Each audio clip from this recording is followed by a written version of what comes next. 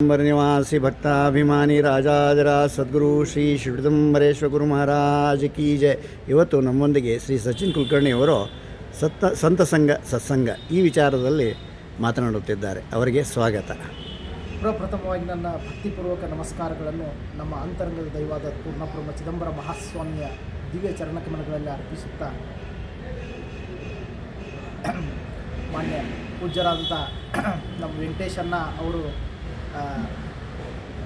ಸಂತ ಸಂಘ ಸತ್ಸಂಗ ಅನ್ನುವ ಈ ಒಂದು ಚಾನಲನ್ನು ಆರಂಭಿಸಿದ್ದಾರೆ. ಈ ಒಂದು ಚಾನಲ್ಗೆ ಆರಂಭಿಸಿದ್ದಕ್ಕೆ ನಾನು ನನ್ನ ಹೃತ್ಪೂರ್ವಕ ಅಭಿನಂದನೆಗಳನ್ನು ಮೊದಲು ನಾನು ಸಲ್ಲಿಸಲು ಇಚ್ಛಿಸುತ್ತೇನೆ. ಮುಖ್ಯವಾಗಿ ನೋಡಬೇಕಂದ್ರೆ ಸಂತ ಅಂದರೆ ಯಾರಪ್ಪ? ಯಾವಾಗಲೂ ಭಜನೆ ಮಾಡ್ತಾ ಕೂಡ ಒಂದು ಸಂತನ, ಅಥವಾ ಯಾವಾಗಲೂ ನಾಮಸ್ಮರಣೆಯಲ್ಲಿ ನಿರತನಾದ ಒಂದು ಸಂತನ, ಅಥವಾ ಎಲ್ಲ ತನ್ನ ಸಂಸಾರವನ್ನು ಬಿಟ್ಟುಕೊಟ್ಬಿಟ್ಟು ಎಲ್ಲೋ ಒಂದು ಅರಣ್ಯಕ್ಕೆ ಹೋದವನು ಸಂತನ? ಯಾರಿಗೆ ಸಂತ ಅಂತಾರಪ್ಪ? ಸಂತ ಅಂದರೆ ಯಾವ ಮನುಷ್ಯನು ನಿರ್ವಾಸನಾಪೂರ್ವಕವಾಗಿ ಭಗವಂತಗೆ ತನ್ನನ್ನು ತಾನು ಅರ್ಪಣೆ ಮಾಡಿರ್ತಾನೋ ಅವನು ಸಂತ. ಎಲ್ಲ ಮನೆ ಮಠ ಬಿಟ್ಕೊಟ್ಟು ಎಲ್ಲೋ ಹೋಗಿ ಕೂತ್ಕೊಂಡು ನಾನು ಮಾಡ್ತೀನಂತ ಒಂದು ಸಾಧನೆ ಮಾಡಿದರೆ ಅವನು ಸಂತನಾಗಕ್ಕೆ ಸಾಧ್ಯವಿಲ್ಲ. ಭಗವಂತನಿಗೆ ತನ್ನನ್ನು ತಾನು ಅರ್ಪಣೆ ಮಾಡಿ ತನ್ನಲ್ಲಿರುವಂಥ ಎಲ್ಲ ಅರಿಷಡ್ವೈರಿಗಳನ್ನು ಯಾರು ದಮನ ಮಾಡಿರ್ತಾನೋ ಅವನು ಸಂತ ಆಗ್ತಾನೆ. ಅಂಥವನಿಗೆ ಸಂತ ಅಂತ ಕರೀತಾರೆ. ಇನ್ನು ಸತ್ಸಂಗ ಅಂದರೆ ಏನಪ್ಪ? ಸತ್ ಸಂಘ. ಸತ್ ಅಂದರೆ ಯಾವ ವಸ್ತುವು ಯಾವುದೇ ಪರಿಸ್ಥಿತಿಯಲ್ಲಿ ತನ್ನ ರೂಪವನ್ನು ಬದಲಿಸಿಕೊಳ್ಳುವುದಿಲ್ಲವೋ, ಯಾವುದೇ ಕಾರಣಕ್ಕಾಗಿ ತನ್ನ ರೂಪವನ್ನು ಬದಲಿಸಿಕೊಳ್ಳೋದಿಲ್ಲೋ ಅದಕ್ಕೆ ಸತ್ ಅಂತ ಅಂತಾರೆ. ಅಂದರೆ ಅದು ನಿನ್ನೆಯೂ ಇದ್ದು ಇವತ್ತು ಇದ್ದು ನಾಳೆಯೇ ಯಾವುದಿರುತ್ತದೋ ಅದು ಸತ್. ಅಂಥ ಒಂದು ಪರಬ್ರಹ್ಮ ವಸ್ತು ಆದಂಥ ಆ ಭಗವಂತಂದು ಒಂದು ಏನೋ ಅಂಶದನೋ ಅದನ್ನು ನಾವು ಅಂತರ್ಗತ ಮಾಡಿಕೊಳ್ಳುವುದು ಸತ್ಸಂಗ. ಅದು ಎಲ್ಲಿಂದ ಸಿಗ್ತದಪ್ಪ ಅಂದ್ರೆ ಸಂತರಿಂದ ಸಿಗ್ತದೆ. ಸಂತ ಅಂದ್ರಪ್ಪ ಅಂತಂದರೆ ಸಾಕ್ಷಾತ್ ಭಗವಂತನ ಸ್ವರೂಪ.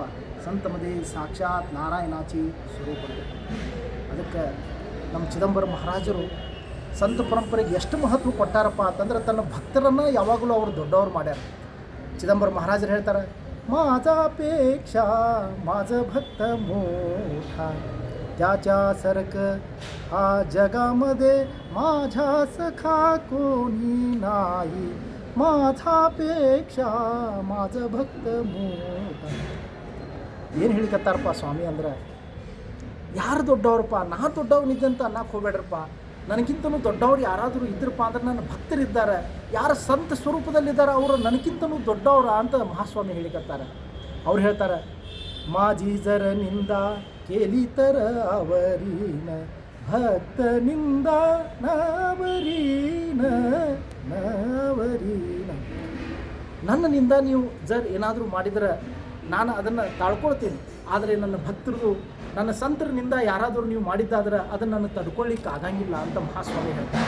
ಇದರಿಂದ ಏನು ಗೊತ್ತಾಗ್ತದಪ್ಪ ಅಂತಂದ್ರೆ, ಚಿದಂಬರ ಮಹಾರಾಜರು ತನ್ನ ಭಕ್ತರ ಮೇಲೆ ಎಷ್ಟು ಅಗಾಧ ಪ್ರೇಮ ಇಟ್ಟಿದ್ರು, ಆ ಭಕ್ತರ ಮೇಲೆ ಎಷ್ಟು ಒಂದು ಅವ್ರ ಮಹಾಸ್ವಾಮಿ ಪ್ರೀತಿ ಇತ್ತಪ್ಪ ಅನ್ನೋದು ಗೊತ್ತಾಗ್ತದೆ. ಅವ್ರು ಮುಂದೆ ಹೇಳ್ತಾರೆ, ಮಾಜದರ ಗೋಷ್ಠಿ ಹೋಯಿಲ ತರಿ ಖೋಟಿ, ಭಕ್ತ ವಚನ ಅಸತ್ಯನ ಕರೀತಾ ಅಸತ್ಯನ ಕರೀತಾ.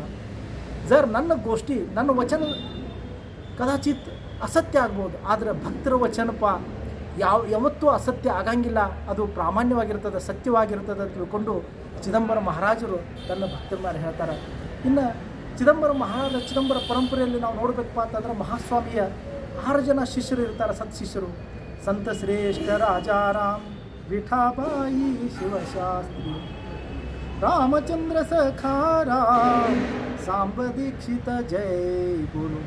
ಸಂತ ಶ್ರೇಷ್ಠ ರಾಜಾರಾಮ್ ಮಹಾರಾಜರಂದರೆ ಸಾಕ್ಷಾತ್ ನಡೆದಾಡೋ ಚಿದಂಬರ. ಇವತ್ತು ನಮಗೆ ಚಿದಂಬರ ಲೀಲಾ, ಚಿದಂಬರ ಸಾಹಿತ್ಯ ಇಷ್ಟೊಂದು ಸಿಕ್ಕದಪ್ಪ ನಮ್ಮ ಜೊತೆ ಅದಪ್ಪ ಅಂತಂದ್ರೆ ಅದಕ್ಕೆ ಮೂಲ ಕಾರಣೀಭೂತರು ಚಿದಂಬರ ಮಹಾರಾಜರು, ಅಂದರೆ ರಾಜಾರಾಮ್ ಮಹಾರಾಜರು. ಅದಕ್ಕೆ ವಿಠಾಬಾಯಿ ಹೇಳ್ತಿದ್ರು, राजा राम जग में कहलाते, स्वामी मन के अवतार चिदंबर.